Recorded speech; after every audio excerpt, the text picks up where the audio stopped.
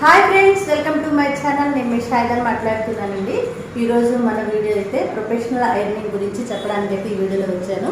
అంతకుముందు మన వీడియోలో ఐరనింగ్, టెంపరీ ఐరనింగ్ అయితే చూపించాను నేను. ఆ టెంపరీ ఐరనింగ్ అయితే 1 డే ఉంటుందండి, హెయిర్ వాష్ చేసే వరకు ఉంటుంది. ఈ ఐరనింగ్ అయితే ప్రొఫెషనల్ ఐరనింగ్. ప్రొఫెషనల్ ఐరనింగ్ అంటే ఏంటి అంటే మనకి ఇది ఒక్కసారి హెయిర్ వాష్ చేస్తే పోదు, 2-3 టైమ్స్ హెయిర్ వాష్ చేసినా కూడా పోకుండా మనకి అలా ఉంటుంది అనమాట. చాలా మనం చేసుకునే మెయింటెనెన్స్ బట్టి చాలా బాగుంటుంది. ఈ ప్రొఫెషనల్ ఐరనింగ్ ఎక్కువ రోజులు నిలవ ఉండేలాగా, అంటే హెయిర్ కర్లీ రాకుండా, వేవీ రాకుండా స్ట్రైట్గా ఉండేలాగా ఎలా చేసుకోవాలో, అది హెయిర్కి ముందు ఏం వేయాలో, హెయిర్ తర్వాత ఏం వేయాలో నేను టిప్స్తో సహా నేను ఈ ఐరనింగ్ చూపిస్తాను. మన వీడియోలోకి వెళ్ళి ఎలా ఐరనింగ్ చేయాలో మరి చూసేద్దాం. ఫస్ట్గా మనం అలోవెరా జెల్ అనమాట. మన హెయిర్ జెల్ ఉన్న హెయిర్ జెల్ అయినా అప్లై చేయొచ్చు. హెయిర్ జెల్ లేదు అనుకుంటే అలోవెరా జెల్ అయినా అప్లై చేయొచ్చు. మనం లీవ్స్ నుంచి తీసుకున్న అలోవెరా అయినా తీసుకొని పేస్ట్ చేసుకొని అయినా వేసుకోవచ్చు. మీకు అలోవెరా జెల్ గురించి తెలిసి ఉంటుంది కదా, హెయిర్ స్మూత్నెస్ వస్తుంది, చక్కగా షైనీగా మెరిసిపోయి స్వీటెన్స్ పోయి చాలా బాగుంటుంది అనమాట. అలోవెరా జెల్ కూడా విడప్పుడు కూడా మనం అప్లై చేసుకోవచ్చు. మనం అలోవెరా జెల్ కొద్దిగా తీసుకున్నాం, హెయిర్కి ఎంత ఉందో ఎంత చూసుకొని మనం అలోవెరా జెల్ని ఇలా అప్లై చేసుకోవాలి. హెయిర్ మొత్తం అప్లై చేసేసుకుంటున్నాను నేను. అప్లై చేసుకున్నాక మనం ఐరనింగ్ ప్రాసెస్ ఒక 2 minutes ఆగి ఐరనింగ్ ప్రాసెస్ మనం మొదలు పెట్టాలన్నమాట. ఇలా అప్లై చేసేసుకున్నాం కదా, చక్కగా మనం సెక్షన్స్ తీసుకొని మనం ఐరనింగ్ మొదలు పెట్టేద్దాం.